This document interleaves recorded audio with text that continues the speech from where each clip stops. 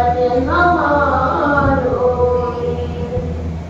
श्री मामती कहे साथ जी, भया चर्चा का वक्त, अब तुम सुनियो चित भेद, लाल आगे आए बैठे इन तखत, लाल आगे आए बैठे इन तखत। बोलो श्री राम प्यारे की जय। सर सुंदर साथ जी के चरणों में मेरा कोटि कोटि प्रणाम।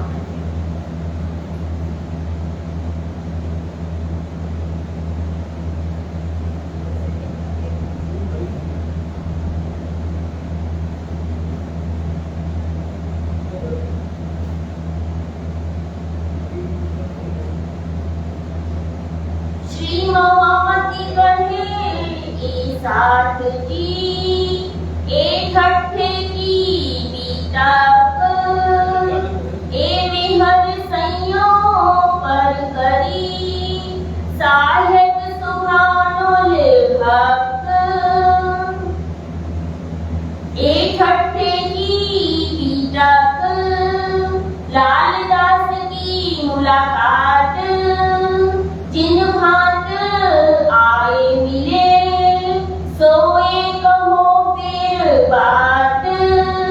तब लालदास से कहा, मोको ले चलो तुम, मैं जाए मुलाकात करो, ए रहमत पावे हम। मैं उन्हें पूछ तुम्हें ले चलो, बिना उनके हुक्म, मैं ले जाए ना सको तुमको उनके कदम। चतुरे आए अर्ज करी, लाल चाह करे दीदार, लक्ष्मण उनका नाम है तालिब धनी निर्धार। हुक्म हुआ श्री राज का, उनको बुलाओ सिताब, कहूँ कहूँ ने मने करी, फिर मेहर करी उनके बाप। आया बुलावने चतुरा, चला अपने संग लगाए, आए पहुँचे कदमों, भेंट करी बनाए।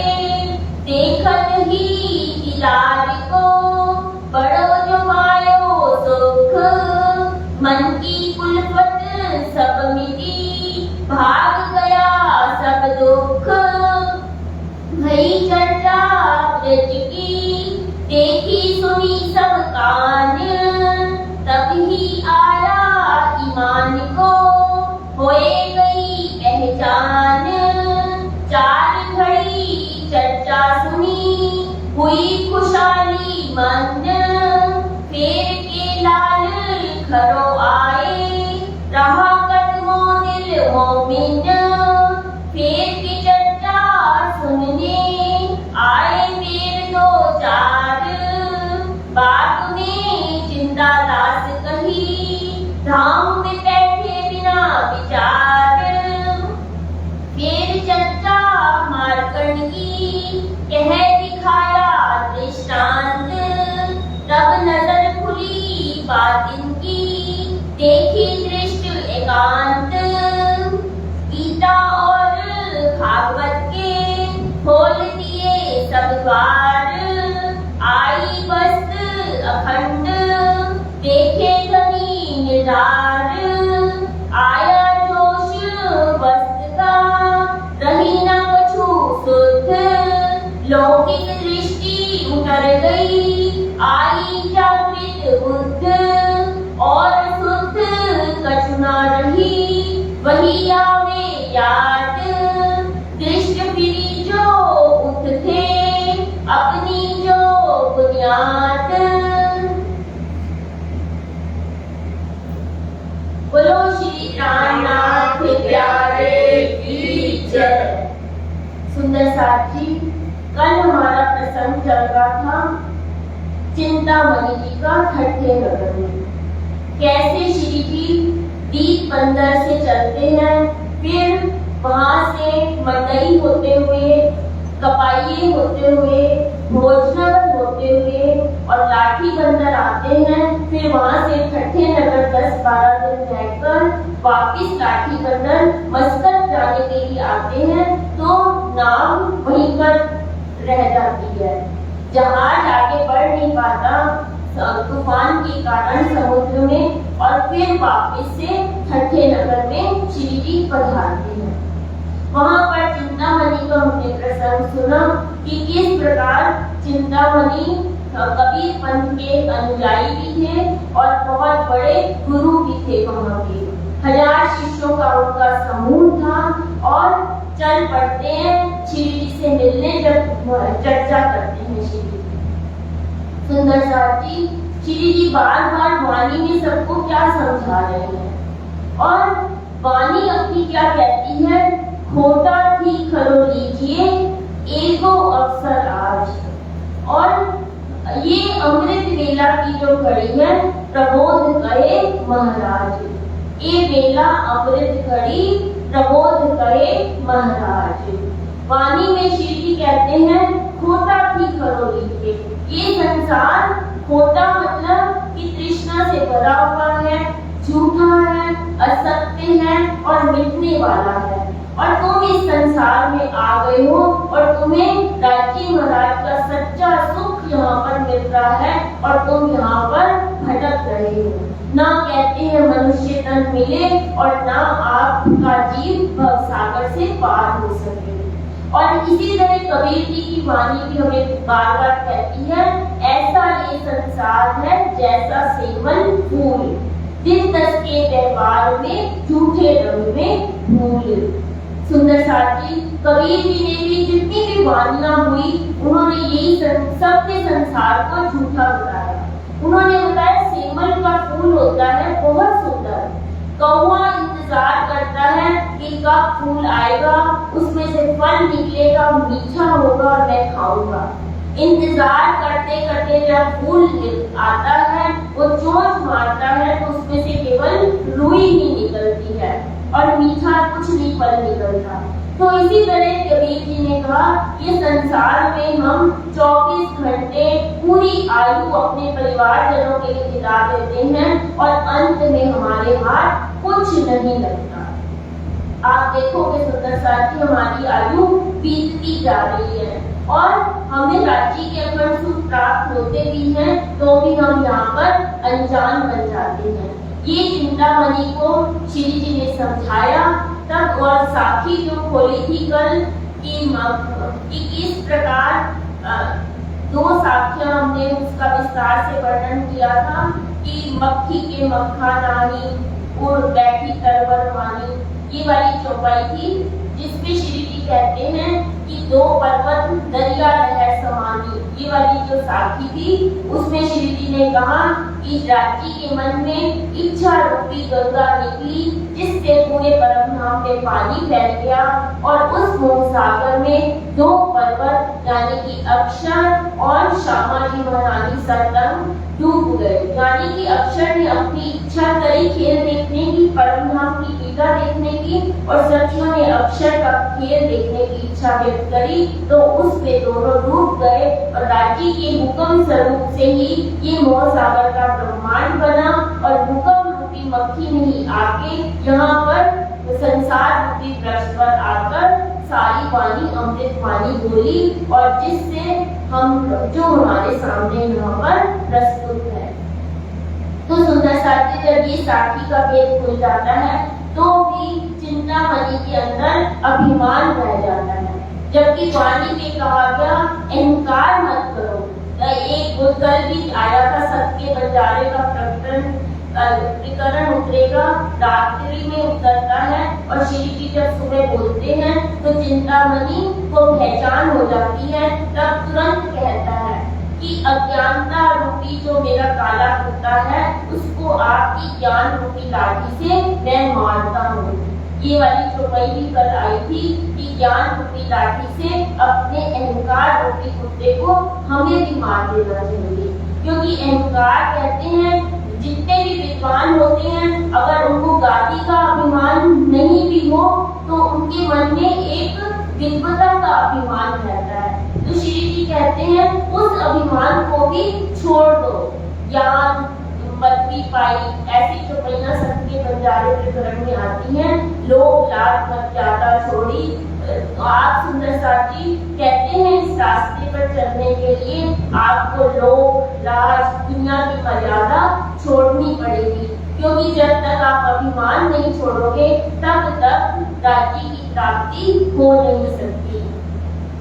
क्यों जो गरीबी के साथ में क्यों जो पाइए धनी को मान। और भी कई बहुत सारे लोगों ने कहा है जो अपना अभिमान छोड़ देता है उसकी प्रसिद्धि स्वयं ही हो जाती है। यहाँ पर जब चिंतामणि को बहुत अच्छे से श्री जी समझाते हैं तो वो चरणों में गिर पड़ता है। तब श्री जी कहते हैं शाबाश चिंतामणि, तूने तो सारी दुनिया में कोई ऐसा नहीं होगा जो इतना बड़ा गुरु होके दूसरे गुरु के चरणों में शीश झुका के कहेगा मैं तो कुछ नहीं हूँ, आप साक्षात ब्रह्म इस दुनिया में अवतरित हो गए हैं।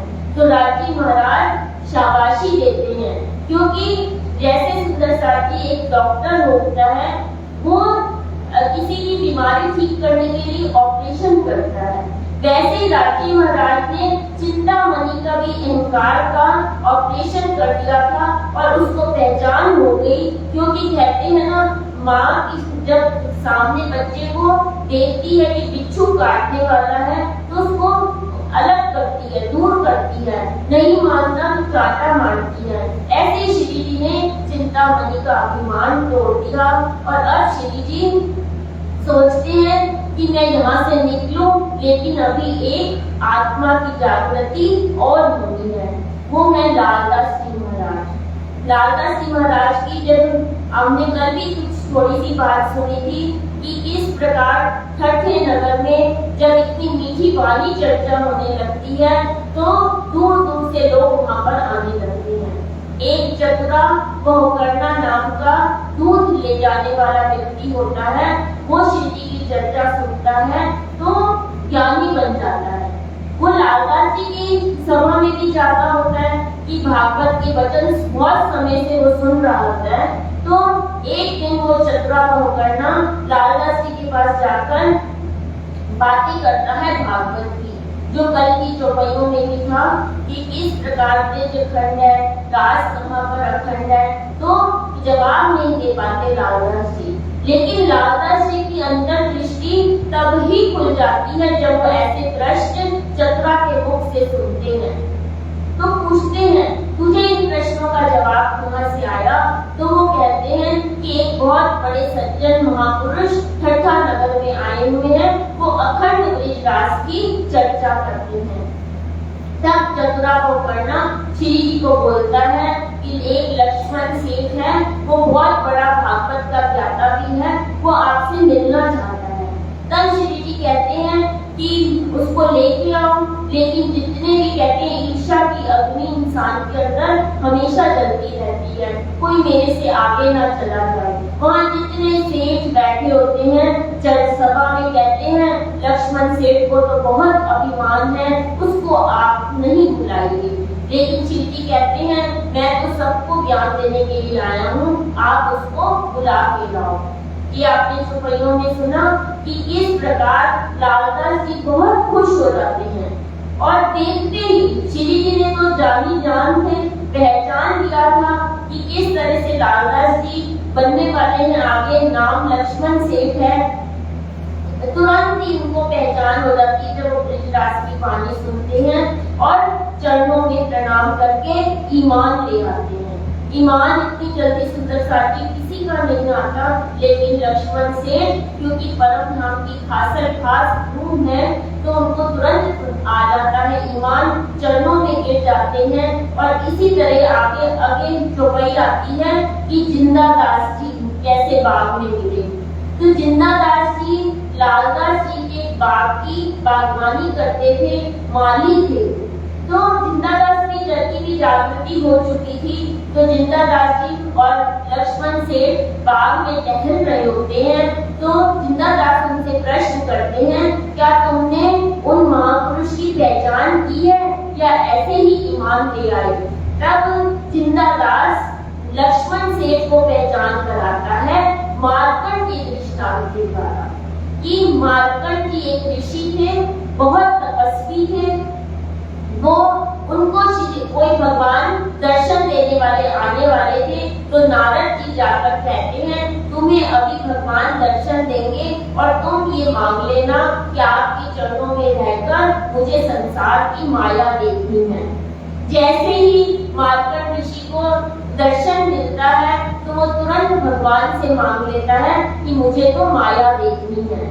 उन्होंने कहा माया देखने से पहले मैं आपको चंदन पुष्प करता हूँ। वो चंदन घिसने लगते हैं मार्कंड ऋषि। इतनी देर में तो क्या देखते हैं करोड़ों ब्रह्मांड बन रहे हैं, उसके अंदर महाप्रलय हो रही है और महाप्रलय में एक समुद्र में एक पत्ते के ऊपर एक बच्चा तैर रहा है और वो बच्चे के श्वास के साथ ही उनकी सुरता बच्चे में प्रवेश कर जाती है और फिर वो क्या देखते हैं स्त्री रूप बनकर नदी में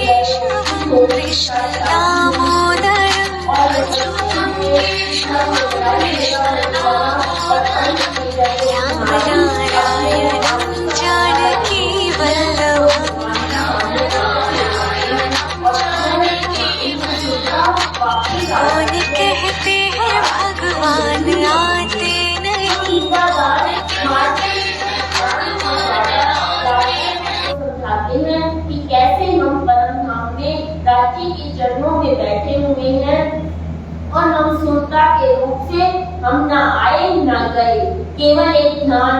जैसे मार्कंड ऋषि ने एक छोटी सी देर में एक क्षण में करोड़ों ब्रह्मांड मिटते हुए देख लिया, अपने आप को पूरा 100 साल किताबें देख लिया, वैसे ही हम वहाँ पर बैठे हुए हैं और संसार में आकर खेल देख रहे हैं और राज्य ने हमें ये दिखाया है। तो लालता जी की आंखें खुल जाती हैं और वो श्री जी के प्रति समर्पित हो जाती हैं।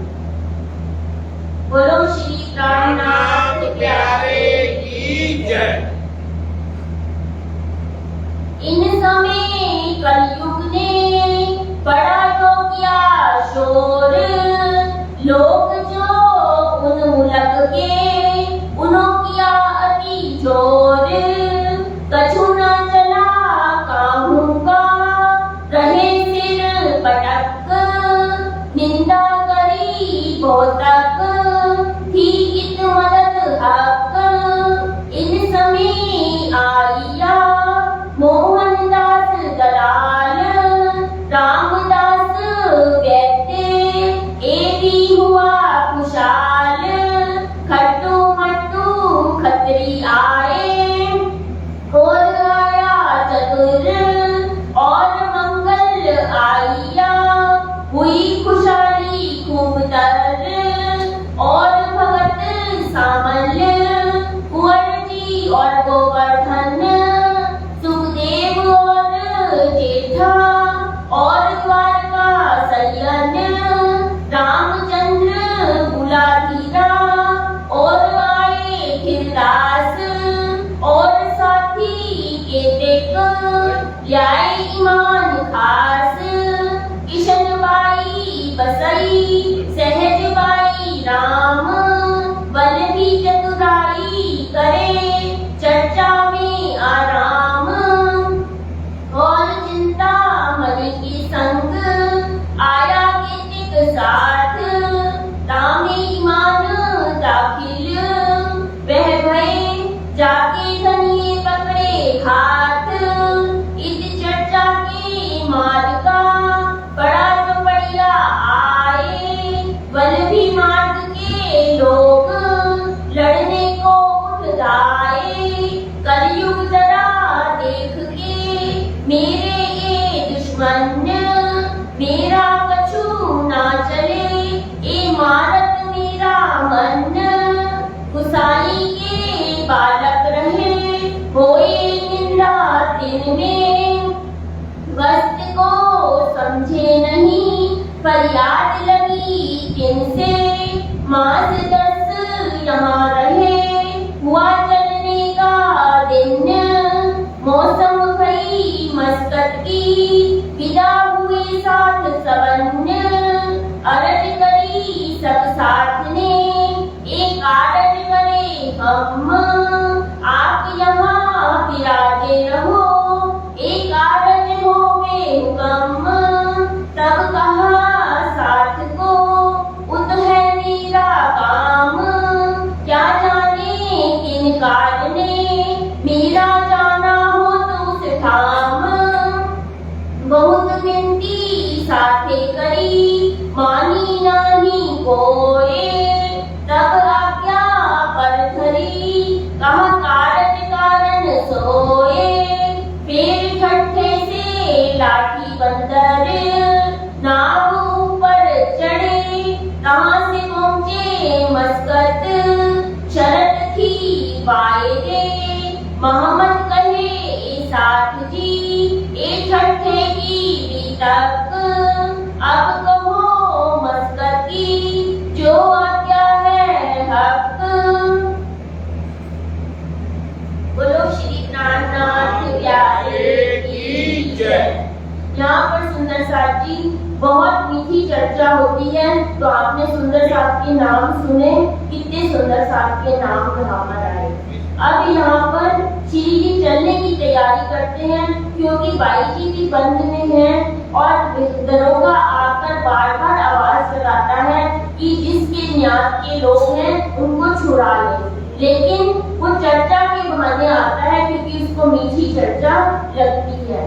सुंदर साथ जी यहाँ पर चतुरा ब्राह्मण का प्रसंग आया, लालदास जी का प्रसंग आया, चिंतामणि का प्रसंग आया कि छोटी सी चतुरा ब्राह्मण छोटा सा सत्संग सुनता है, उसकी आत्मा जागृत हो जाती है। यहाँ पर एक छोटी सी सुंदर साची कहानी है जो सत्संग की उपयोगिता हमें बता रही है। कहते हैं कितने करोड़ आप यज्ञ कर लो, तप कर लो, लेकिन सत्संग की एक घड़ी के बराबर कुछ नहीं है। कहते हैं विश्वामित्र जी भी बड़े तपस्वी थे और वशिष्ठ मुनि भी तपस्वी थे। दोनों में एक बार बहस हो जाती है कि सत्संग बड़ा या तप बड़ा। तो विश्वामित्र जी क्योंकि तपस्वी थे, योगी थे, उन्होंने बहुत वर्षों तक तपस्या की थी, तो वो तप को ज्यादा महत्व देते थे और वशिष्ठ मुनि सत्संग को ज्यादा महत्व देते थे। तब एक बार उन्होंने कहा इसका निराकरण कैसे हो। वो ब्रह्मा जी के पास गए। ब्रह्मा जी सोचते हैं मैं दोनों में से जिसको भी बताऊंगा वो नाराज हो जाएंगे। वो मना कर देते हैं कि राजकाज में मैं बहुत व्यस्त हूँ, मैं इसका निर्णय नहीं कर सकता। ऐसे विष्णु के पास जाते हैं, फिर शंकर जी के पास जाते हैं, तीनों ही मना कर देते हैं कि हमसे तो ये निर्णय नहीं हो पाएगा, क्योंकि उनको डर था इनमें से दोनों में से किसी को भी अगर हमने महत्व दिया तो वो नाराज हो जाएंगे। अंत में शेषनाग नारायण जी के पास जाते हैं विश्वामित्र जी और वशिष्ठ मुनि।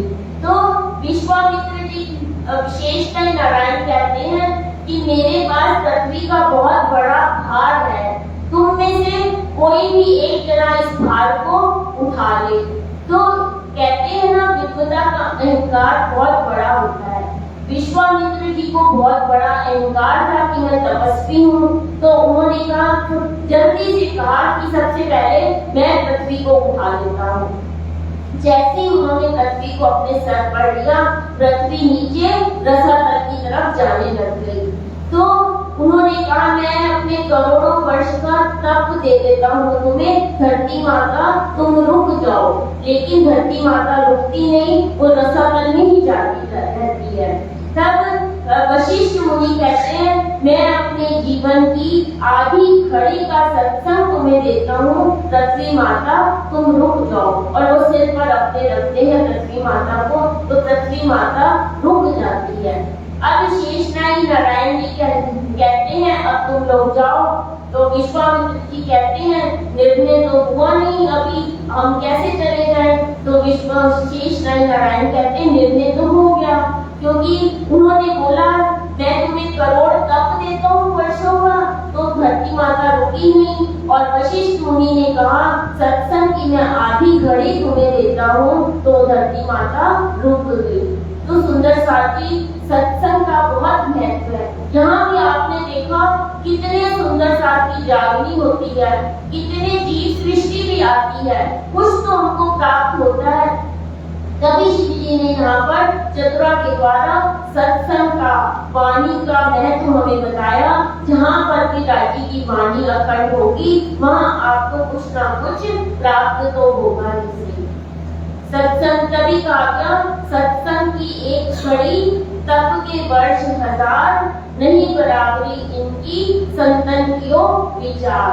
तो यहाँ पर श्री जी सब साथ को जगा रहे हैं और सोच रहे हैं कि मैं कैसे यहाँ से बाहर निकलूं, क्योंकि एक स्थान पर तो रुक नहीं सकते। कल भी जैसे प्रसंग आया था कि इस प्रचारक को एक जगह पर नहीं ठहरना चाहिए, और श्री जी के दिमाग में बाई जी महारानी जी का भी है कि कैसे सुंदर साथ को बाहर निकालना है। अब यहाँ से मस्कत के लिए चलेंगे, उससे पहले हम एक कीर्तन सुनते हैं, सुनो रे सबके बंजारे। बोलो श्री प्राणनाथ प्यारे की जय।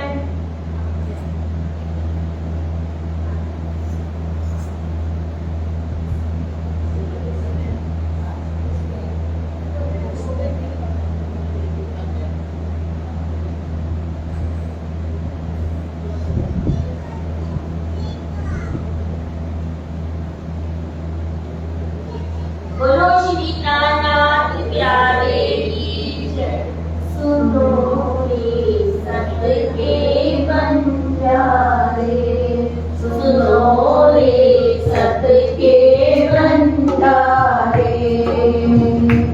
एक बात कहूँ समझाई, सुनो रे सबके बंजारे, सुनो रे सबके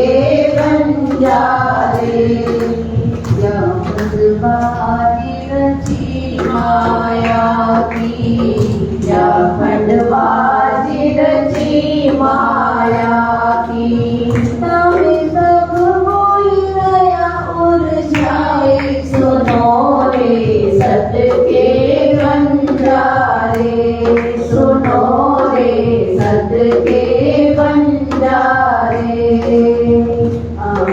आन के फांसी लगाई, आन के फांसी लगाई। भी उल्टी गई उल्टाई, सुनो रे सबके बंजारे, सुनो रे सबके बंजारे। बंद पर बंद दिए विद विद के, बंद पर बंद किए विद विद के। सो खोल की तुम आई, सुनो रे सबके बंजारे, सुनो रे सबके बंजारे। लोग लाज मर्यादा छोड़ी, लोग लाज मर्यादा छोड़ी। तब ज्ञान पदवी पाई, तब ज्ञान पदवी पाई। एक आग जो छोड़ी न जाई, एक आग जो छोड़ी न जाई। उजियारी लगाई, सुनो रे सबके बंजारे, सुनो रे सबके बंजारे। अब छोड़ो रे मान गुमान ज्ञान को, अब छोड़ो रे मान गुमान ज्ञान को। तेरी खाड़ बड़ी भाई, तेरी खाड़ बड़ी भाई। एक डाल जो दूध बिडारो, एक डाल जो दूध बिडारो। जलाए गयो चतुराई, सुनो रे सबके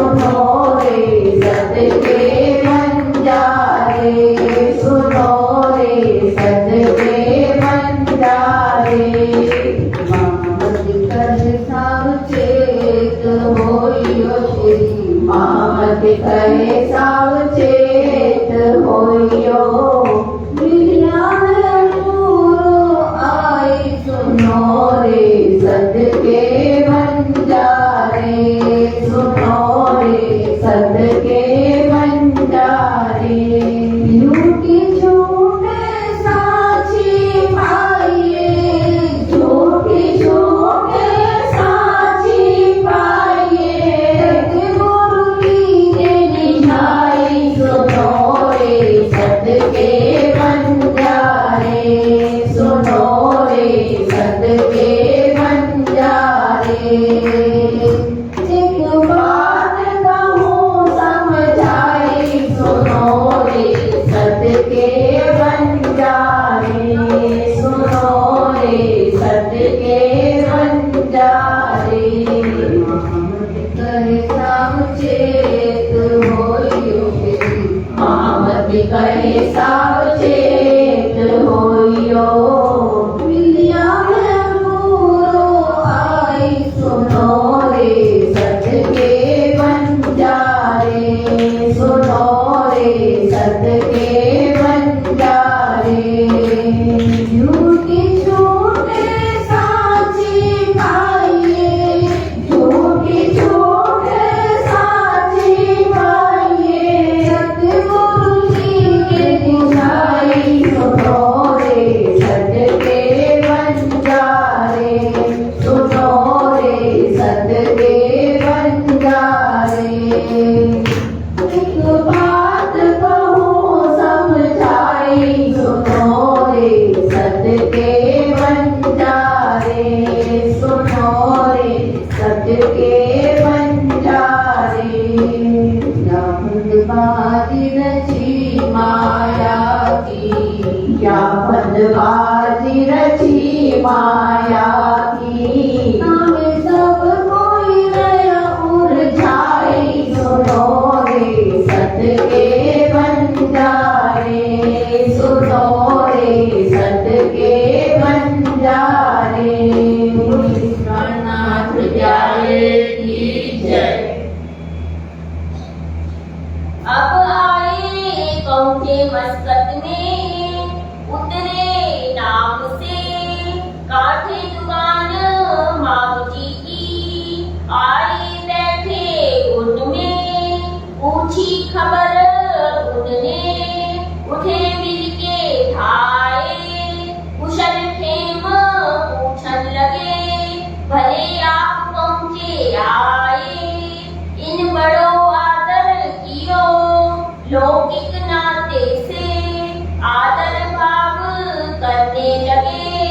खबर बंद की पूछी इन समय, विश्वनाथ संग था, श्री बाई जी की गई खबर, रूपा राधा संग थी, राय के पहुंची घर, थोर पास दिया रहने को, सब मिल हुए खुशहाल, बातें लगे करने, बीतक अपने हाल, मांग किए रसोई का, आदर किया हित, लगा आप सेवा करने, हाल भाल इन बखत, कान जी बेटा उनका, रहे दुकान पर, आरोग के पेड़ बैठे, साथ ठट्ठे की कही खबर, लगी होने चर्चा,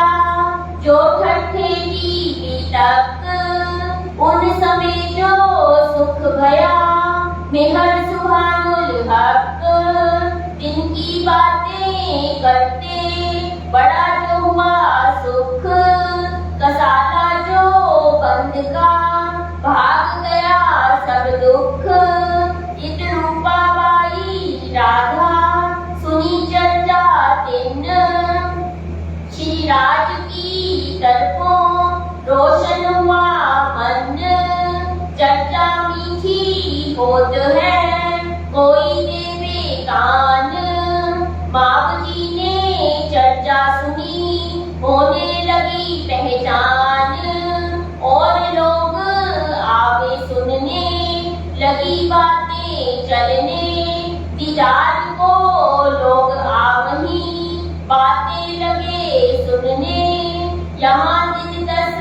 बीच में भई जो चर्चा जोर, दज्जाल इत सुनिया लगा जो करने शोर।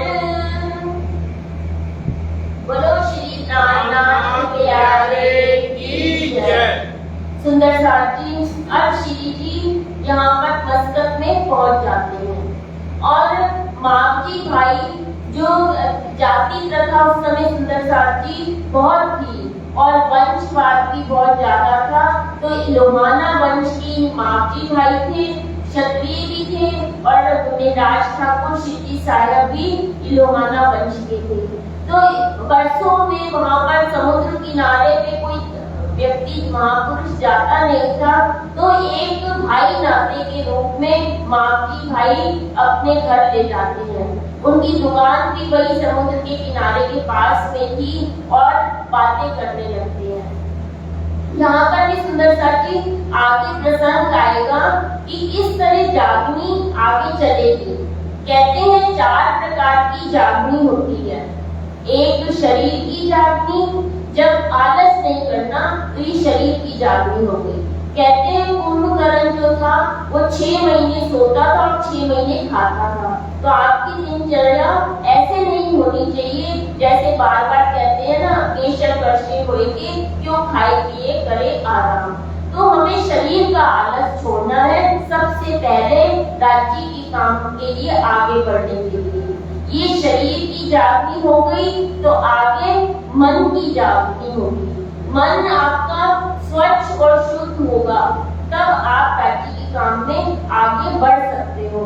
वरना मन शुद्ध नहीं, ईर्ष्या की अग्नि जल रही है हमारे अंदर, क्रोध द्वेष है, तो राज्य के रास्ते पे आगे चलना मुश्किल हो जाता है।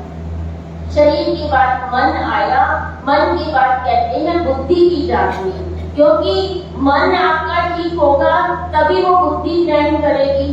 तो बुद्धि में विवेक जब आने लग जाता है तो उसकी जागनी होगी।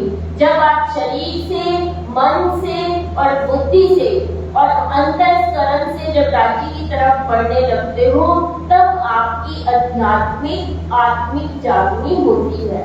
यहाँ श्री जी ऐसे ही लगा रहे हैं सबको, पीछे जितने भी प्रसंग आए जागनी के, तो श्री जी पहले मन चित्त बुद्धि अहंकार को ठीक करते हैं, अहंकार को मारते हैं, तब आगे बढ़ते हैं। सुंदर साथी, इस दुनिया में अहंकार किसी का भी कभी नहीं छोड़ा भगवान ने, चाहे चक्रवर्ती सम्राट ही क्यों ना हो। कहते हैं सुकरात जो थे चक्रवर्ती सम्राट थे और सोचते थे कि मैं परमात्मा को, सारी ज्ञान को अपनी बुद्धि में समेट लूं। एक दिन सागर के किनारे पर टहल रहे थे, तो क्या देखते हैं, एक बच्चा कटोरे में समुद्र का पानी भरना चाहता है, लेकिन वो तो थोड़ा सा ही आता है, कटोरा कितना सा होता है, समुद्र कितना बड़ा। तो बच्चा रोने लगता है। सुकरात पूछते हैं कि तुम रो क्यों रहे हो? तो बच्चा कहता है समुद्र मेरे कटोरे में समा ही नहीं रहा, मैं इसलिए रो रहा हूँ क्योंकि थोड़ा सा ही आता है। तो सुकरात को अंदर से ज्ञान हो जाता है कि मैं सोचता हूँ इस छोटी सी बुद्धि में सारी दुनिया का ज्ञान ग्रहण कर लूं, परमात्मा को अंदर संभालूं तो कैसे संभाल सकता है। तो सुकरात उसके चरणों में पड़ जाते हैं, कहते हैं बच्चे ने मेरी आंखें खोल दी, मेरा अभिमान दूर कर दिया। वो कहते हैं अगर ये कटोरे में समुद्र नहीं समा सकता, कटोरे को फेंक देते हैं, कहते हैं कटोरा तो समुद्र में समा जाएगा, समुद्र का जल कटोरे में पूरा नहीं आता तो कटोरा तो समुद्र में समा जाएगा।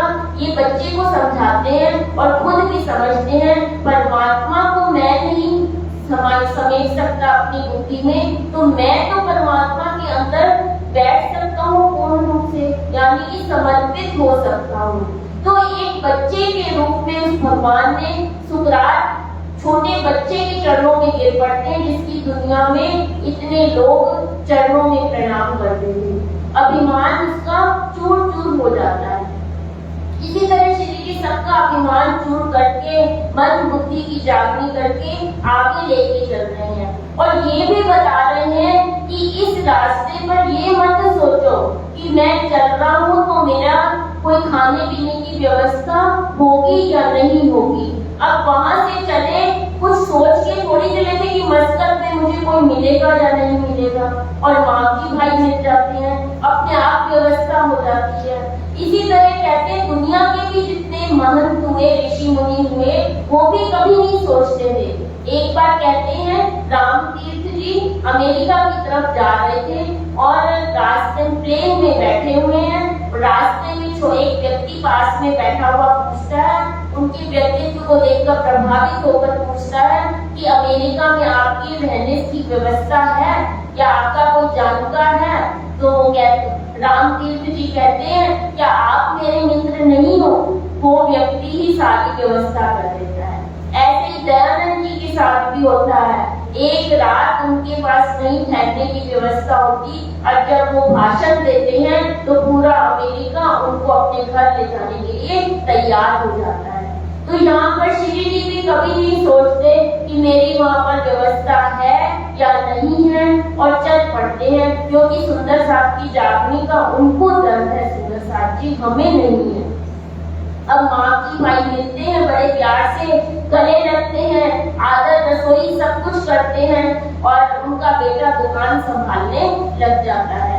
तो श्री आगे की चौपाइयों में सुंदर साहब जी आएगा, प्रसंग आगे ही बढ़ाते हैं कि माँ जी को भी अहंकार हो जाता है कि मैं सेवा कर रहा हूँ। कहते हैं ना, पीछे भी कई सेवा की हमने बात सुनी कि सेवा के लिए अहंकार नहीं करना चाहिए। और जब किसी दिन श्री जी उनकी खंडनी कर देते हैं और सोचते हैं तो माँ जी को गुस्सा आ जाता है और रात को घर ही बैठ जाएंगे। तब आगे की चौपाइयों में वो प्रसंग आता है,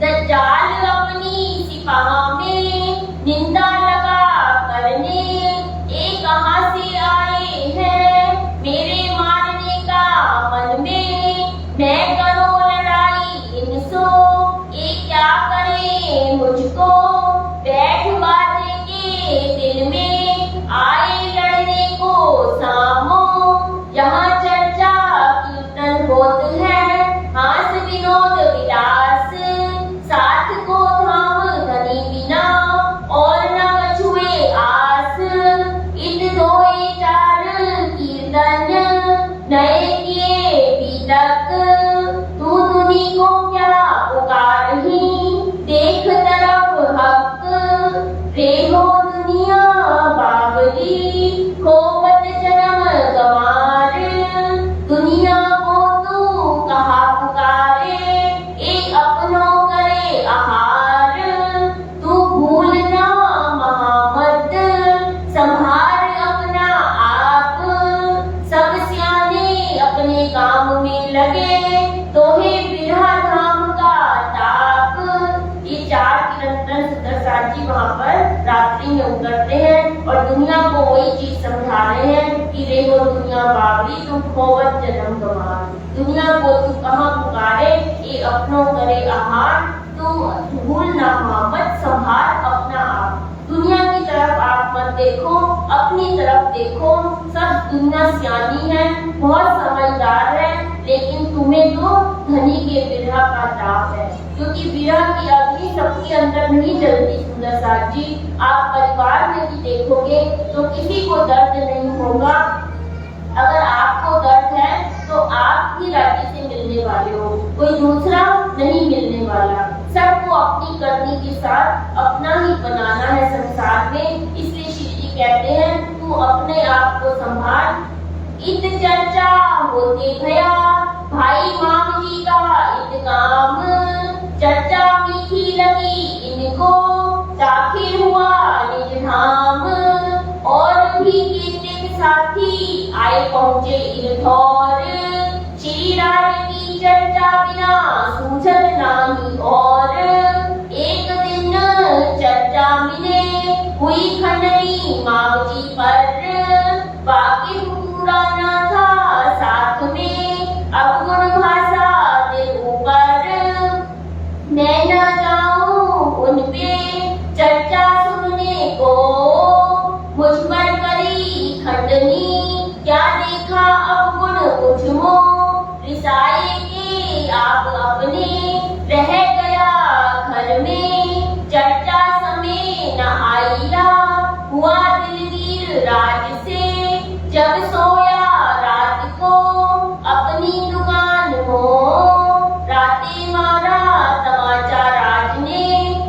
दहशत जोर इनको, क्यों रीस करी इनसो, क्यों ना किए तुम कान, तू जा फेर उतही कर देख पहचान, जागे पीछे रोइया प्रात उठा आए द्वार, जगाए श्री जी को करने लगा मनहार, रोएंगे कदमों लगा अपनी कही बीतक, मुझे तमाचा मार के मोह फिराया हक, मैं खंडनी सुन के होए गया बेचार, मैं तो कच्चा साथ में ना पहचाना परवरदिगार, यहाँ से चर्चा मिले भया प्रकव प्रवीण, चर्चा सुनते सुनते बड़ा भया यकीन।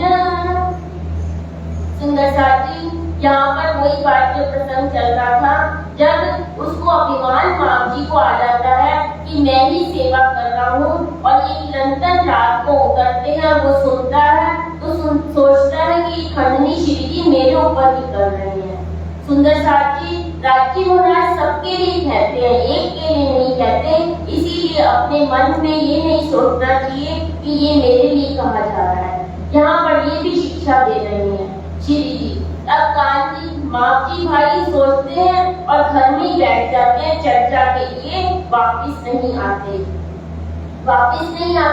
तो रात को श्री जी एक थप्पड़ लगा देते हैं प्यार भरा, और वो उठ के जागता है तो सोचता है दरवाजा तो बंद है, कोई आया भी नहीं, और उसको लगता है कि ये जरूर राजी महाराज ने ही किया है। सुबह प्रातः होने से पहले ही माम जी भाई श्री जी के कमरे के बाहर आकर बैठ जाते हैं, और जब श्री जी आते हैं तो अपनी भूल मान लेता है, और फिर यहाँ से उसका ईमान प्रवीण हो जाते हैं और फिर नहीं डगमगाते।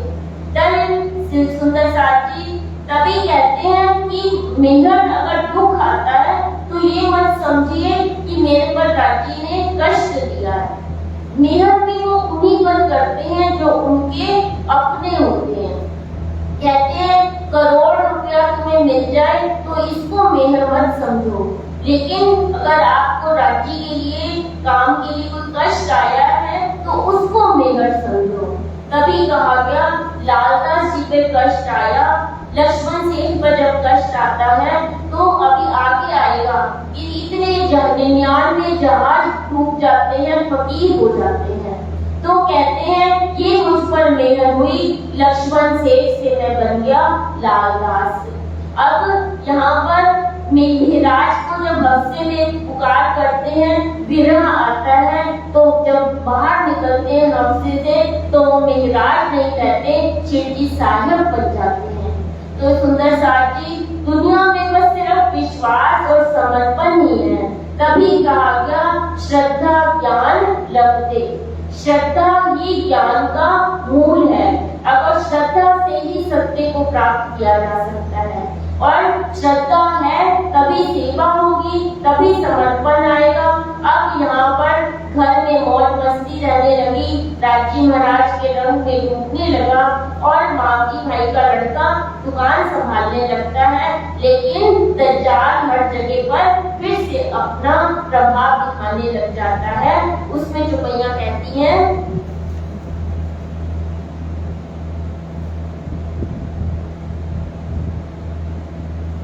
यहाँ से चर्चा मिले भया प्रकव प्रवीण, चर्चा सुनते सुनते बड़ा भया यकीन, बेटा जोरू बाप महतारी और कुटुंब परिवार, सो सब लगे लड़ने ले दज्जाल हथियार, ओ तो लश्कर दज्जाल का करने लगा शोर, चोर लड़ाई उन्हों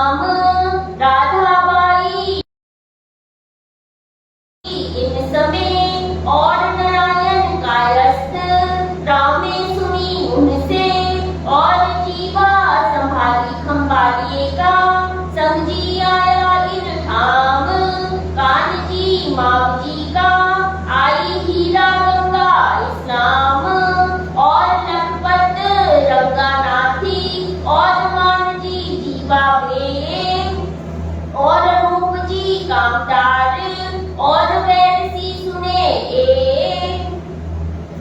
यह आए इन समय तामे चर्चा बड़ी होए सुख लिया इन साथ ने क्यों कर कहो मैं सोए उच्छल चर्चा नित्याने होत साथ मिने हाथ पटके दज्जाले ए मगन धाम मिने बंदी मान के पैसे को आए दरोगा करे पुकार काफर करते सिर पर क्यों होत ना खबरदार सिर पर साहिब जो वह है खबरदार हमको फिकर न बचुए ओ कादर है घरदार बड़ा डराव देख के वह हो गया जेर जिनकी ऐसी चर्चा फिर कहने आवे फेर इन मिस से इनके आवे करण दीदार चर्चा सुने श्रवणो कहे शुक्र परवरदिगार इन भांत 28 साल में रहे मस्कत में जात आप अपनी सबो छुड़ाई अरबों से यह बात भैरो सेठ सुनी सबो छुड़ाई जात अपनी रहे अवासी बंदर करो अपनी नेक नामी भेजे अपने आदमी लेने को खबर केते पैसे बंद के है डांड इन ऊपर खबर लेके आदमी दई उन्हें पहुंचाए रहावी 70,000 इतनी देनी आए श्री मामती कहे ये साथ जी है बहुत मस्कत बीतक सो आगे मजबूर होएगा कहो अवासी बंदर गुजरक सुंदर साथ जी अब मामजी भाई जब ईमान ले आते हैं तो घर में खलबल पड़ जाती है क्योंकि कहा भी जाता है संसारिक रिश्ते अर्थ के भी होते हैं अगर अर्थ का काम ना हो तो संसारिक रिश्ते खत्म होने लगते हैं जहाँ पर मावजी भाई अब दुकान पर नहीं जाते बेटा बैठने लगा तो रिश्तों में खटास आने लग जाती है तब वहाँ से चिलीज और बहुत सुंदर साथ वहाँ पर जागनी भी हो जाती जितने नाम आपने सुने और वहाँ पर जब दरोगा आकर बार बार पुकार करता है कि अपनी जाति के लोगों को यहाँ से निकालो तो भैरव ठक्कर अवासी बंदर में है जो अपनी प्रतिष्ठा के लिए अपनी नाक को छुड़ाते हैं 70,000 लाली उस समय बहुत होती थी सुंदर साथी वो देखकर बाई जी रूपाबाई सबका नाम जैसे आपने सुना सब बंद से छोड़ के सब शिवजी के साथ अब यहाँ पर मिल जाते हैं और अब अवासी बंदर की कीर्तन हम सुंदर साथी कल सुनेंगे उससे पहले हम एक चौपाई दोहराने से पहले एक भजन सुनते हैं सुंदर साथी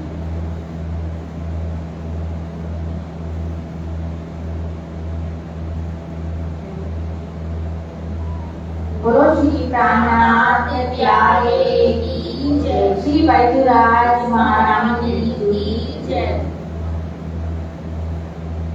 बरसाई जा